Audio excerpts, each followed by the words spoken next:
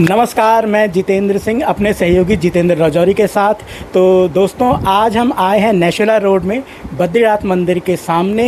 यहाँ पर रहते हैं भारतीय जनता पार्टी के कर्मठ कार्यकर्ता और वरिष्ठ सेवी, जिन्होंने अपने कई साल भारतीय जनता पार्टी की सेवा में लगाए हैं और जिनका नाम है डॉक्टर बबीता सहोत्रा आनंद जी, जो कि पूर्व नगर पालिका उपाध्यक्ष रह चुकी हैं और वर्तमान में जेबी इंटर कॉलेज में सोशोलॉजी की एक प्रवक्ता हैं और एक समाज सेवी। तो आज हम स्वागत करते हैं नंदिनी टाइम्स में डॉक्टर बबीता सहोत्रा जी का। नमस्कार। तो बबीता जी, आपका जो ये आपने इतनी भूमिकाएं निभाई हैं भारतीय जनता पार्टी में, आप इतने लंबे समय से हैं, तब में और अब में आपको क्या अंतर महसूस होता है? देखिए, जब मैं भारतीय जनता पार्टी में, हमारा बहुत छोटा परिवार होता था जी। 1989 में जब कपूर साहब पहला चुनाव लड़े थे, तब मैंने भारतीय जनता पार्टी में कहते पोलिंग एजेंट बनी थी। उसके बाद धीरे धीरे मैं वार्ड अध्यक्ष बनी भारतीय जनता पार्टी में, और फिर मुझे चुनाव 97 में जब मैं बीएड कर रही थी, तब मुझे भारतीय जनता पार्टी ने टिकट दिया और मैं 333 वोटों की लीड से पार्षद का चुनाव, सभासद का चुनाव जीती थी। उस समय ये बहुत बड़ा एरिया होता था, विजय कॉलोनी, दोभाल वाला वार्ड, उसमें थोड़ा सा हिस्सा साला वाला वार्ड का भी था और हम लोगों ने बहुत काम किया है। आज बहुत खुशी होती है कि माननीय प्रधानमंत्री नरेंद्र मोदी जी, अमित शाह और हमारे जितने भी पुराने अध्यक्ष रहे हैं, राष्ट्रीय अध्यक्ष रहे हैं, और यहाँ पर हमारे भगत दा हैं, स्वर्गीय खंडूरी जी, इन सब के उसमें भारतीय जनता पार्टी इतना बड़ा परिवार, मतलब पूरे विश्व की सबसे बड़ी पार्टी बन के उभरी है।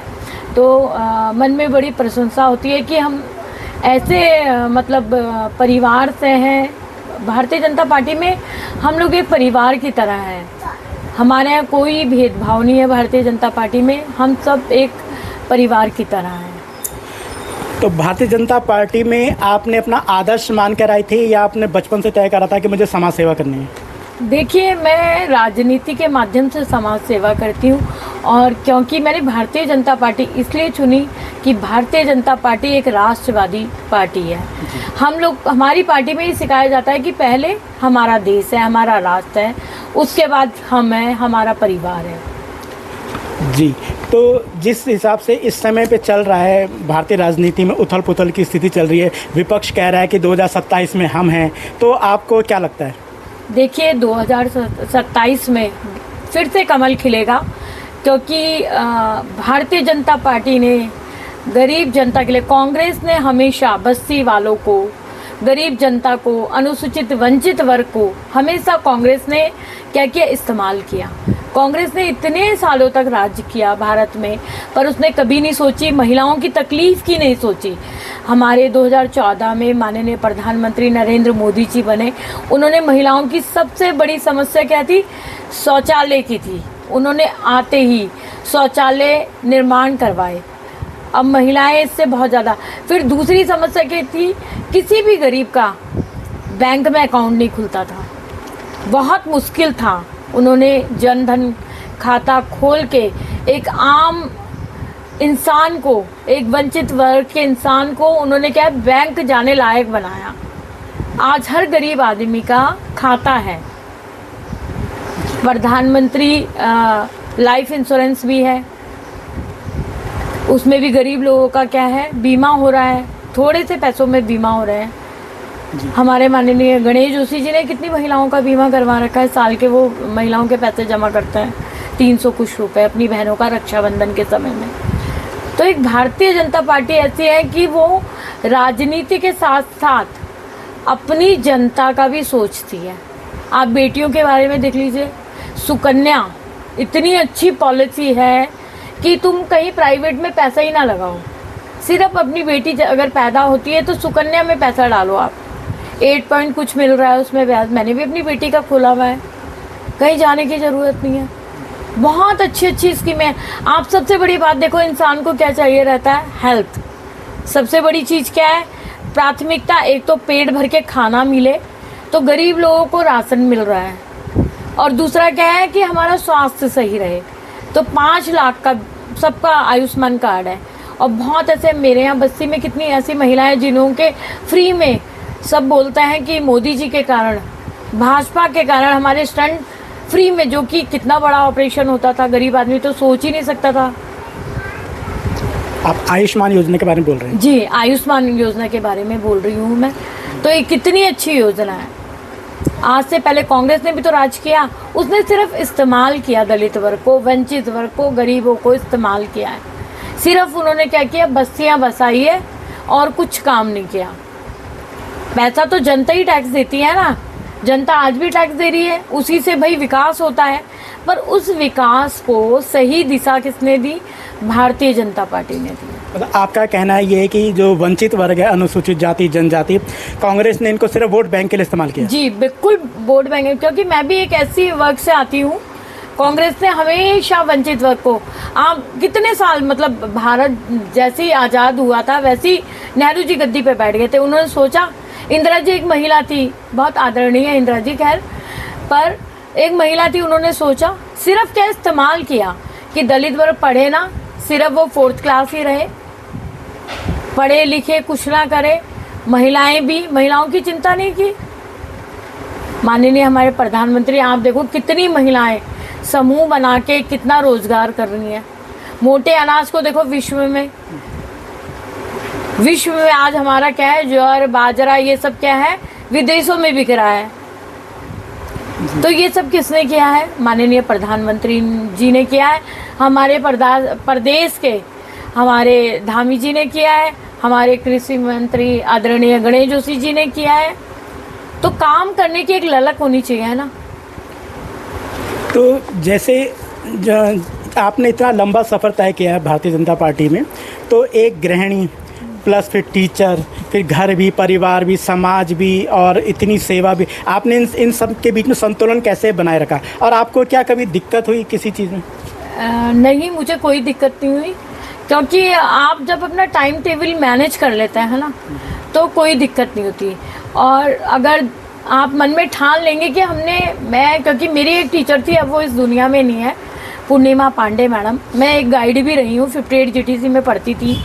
तो उन्होंने हमें ये सीख दी थी कि बेटा जब भी घर से, क्योंकि जब स्कार्फ बांधती है एक गाइड, तो नीचे एक नॉट होती है, तो वो नॉट का मतलब ये होता है कि आप अगर जाओगे तो किसी का एक अच्छा काम करोगे। तो ना हमें ये सीख दी थी कि घर से जब निकलो कि रोज़ एक अच्छा काम करना है। तो मैं जब अपने घर से निकलती हूँ तो मैं सोचती हूँ मुझे एक की हेल्प करनी है, किसी ना किसी की करनी है।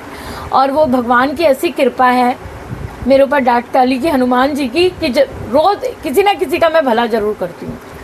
अच्छा, तो जैसे भारतीय जनता पार्टी अभी आपको कोई जिम्मेदारी सौंप रही है? भारतीय जनता पार्टी ने अभी मुझे बाल संरक्षण आयोग में सदस्य नामित किया है, क्योंकि मैं DAV इंटर कॉलेज में पढ़ाती भी हूँ। तो अभी मैंने परमिशन के लिए लेटर लिखा हुआ है, जब वहाँ से परमिशन आएगी तो तब मैं सोचूंगी इस बारे में। उसके लिए मैं धन्यवाद करती हूँ अपने मुख्यमंत्री जी का, भगत दास जी का, अपने पार्टी के अध्यक्ष महेंद्र भट्ट जी का और गणेश जोशी जी का, जिन्होंने मेरे बारे में सोचा और क्या बोलते हैं, हमारे संगठन महामंत्री, और मुझे ये पद दिया। धन्यवाद करती हूँ मैं। 2027 में जिस तरह से डबल इंजन की सरकार चल रही है, और अभी जैसे भारतीय जनता पार्टी के जो राष्ट्रीय अध्यक्ष नितिन नवीन जी का भी दौरा हुआ था, है ना, तो उसका आपकी नज़र में क्या फ़र्क पड़ेगा या दिशा निर्धारित होगी 2027 में? क्या हैट्रिक लगेगी भाजपा की? बिल्कुल लगेगी, क्योंकि आपने देखा होगा जो भाजपा के विधायक हैं, भाजपा का कार्यकर्ता, भाजपा का विधायक हमेशा 24 घंटे काम करता है। 24 घंटे। हमारे माननीय खजानदास जी को देख लो, उनका फ़ोन 24 घंटे खुला रहता है। गणेश जोशी जी हमारे मंत्री हैं, उनके दरवाजे 24 घंटे आम पब्लिक, मतलब एक वो पूरे प्रदेश में ऐसे मंत्री हैं कि उनका गेट खुला रहता है, कभी भी चले जाओ, उनके घर के अंदर भी चले जाओ, ऑफिस में भी फ़ोन भी खुला रहता है। और भाजपा का कार्यकर्ता हमेशा क्षेत्र में आपको मौजूद मिलेगा, काम करता हुआ मिलेगा। जनता की किसी की पेंशन लगानी हो, मैंने भी बहुत महिलाओं की पेंशन लगाई है, और किसी को अगर इलाज की ज़रूरत है, तो उसके लिए अभी मेरी स्कूल का एक बच्चा है ऋषभ, उसका अभी ऑपरेशन होना है, तो मैं उसका लेटर दे रही हूँ अभी ऑपरेशन के लिए। 3.5 लाख का उसका वो बना है। बहुत अच्छा बच्चा है वो, उसके सर में ट्यूमर है, बीमारी में भी उसके 65 आए हैं 10th में, तो उसके लिए भी वो कर रही हूँ। तो ये सब भाजपा का कार्यकर्ता नेता नहीं है, वो एक जनसेवक है। मैं भी एक नेता नहीं हूँ, मैं जनसेवक हूँ। हम जनता के बीच में रहते हैं, जनता की परेशानियों को समझते हैं और उसका हल करते हैं। सड़कें नाली ये तो बनती है, टूटती है, पर अगर हम, क्योंकि मैं एक शिक्षिका भी हूँ, मैं अधिकतर बस्तियों में जाती हूँ और यही बोलती हूँ कि बच्चों को पढ़ाओ। और जो बच्चे, अभी एक लड़की है दृष्टि, अभी उसने एग्ज़ाम स्कूल छोड़ दिया था, अब उसने 12th किया है, मैंने उसे 11वीं करवाई, अब 12वीं में 2nd डिवीज़न से पास हुई है वो लड़की। तो नाली सड़क ये सब तो बनेगी, टूटेगी बनेगी, परंतु अगर आप किसी को शिक्षित कर पाए तो उसका तो पूरे जीवन का विकास हो जाएगा। जैसे भारतीय जनता पार्टी महिलाओं को मतलब जैसे 33% जो आरक्षण की बात कर रही कि भाई राजनीति में महिलाओं को ज़्यादा से ज़्यादा भूमिकाएं दी जाएं, तो इसमें आपको क्या लगता है? देखिए, भारतीय जनता पार्टी जो कहती है वो करती है। अगर आज बबीता सावत्रा आपके सामने बैठी है पार्षद के रूप में, नगर पालिका की उपाध्यक्ष के रूप में, तो ये भारतीय जनता पार्टी ने ही 50% आरक्षण स्वर्गीय खंडूरी जी ने किया था स्थानीय निकाय में, तब मुझे टिकट मिला था और हम यहाँ पहुँचे थे। विधानसभा की बातें, हमारी जो पार्टी का एजेंडा है उसमें भी हम महिलाओं को पद देते हैं, उसमें भी हमारा आरक्षण फिक्स है। अनुसूचित जाति का भी, सबका आरक्षण फिक्स है। आपने देखा होगा हमारी कितनी मंडल अध्यक्ष महिलाएं बनी हैं, और प्रदेश में हमारी दीप्ति रावत जी महामंत्री हैं, क्या किसी और राष्ट्रीय पार्टी में हैं? तो बीजेपी एक ऐसी पार्टी है जो महिलाओं को सम्मान देती हैं, और मुझे तो बहुत वो होती है कि भगवान की कृपा रही जो मैंने एक राष्ट्रवादी पार्टी को ज्वाइन किया, कि जो राष्ट्र के बारे में सोचती है। विपक्ष हमेशा कहता आया है कि भारतीय जनता पार्टी भेदभाव करती है, धर्म की राजनीति करती है, तो आप एज ए एक महिला होने के नाते इसमें क्या बोलेंगे? देखिए, भारत एक हिंदू देश है कि नहीं? आप भी मानिए, है ना। भारतीय जनता पार्टी धर्म की राजनीति नहीं करती। भारतीय जनता पार्टी ये कहती है जो गलत तरीके के लोग हैं, जो सच में दूसरे देशों से, बांग्लादेशी है या पाकिस्तान से आके हमारे, मैं मंसूर खान को राखी बांधती हूँ, आप भी जानते होंगे शायद, वो मुस्लिम है, मैं हिंदू हूँ, परंतु जो बाहर से आके हमारे उत्तराखंड में, आप ये देख लो आज क्या हुआ है विकासनगर में, तो वो बाहर के मुस्लिम तो थे।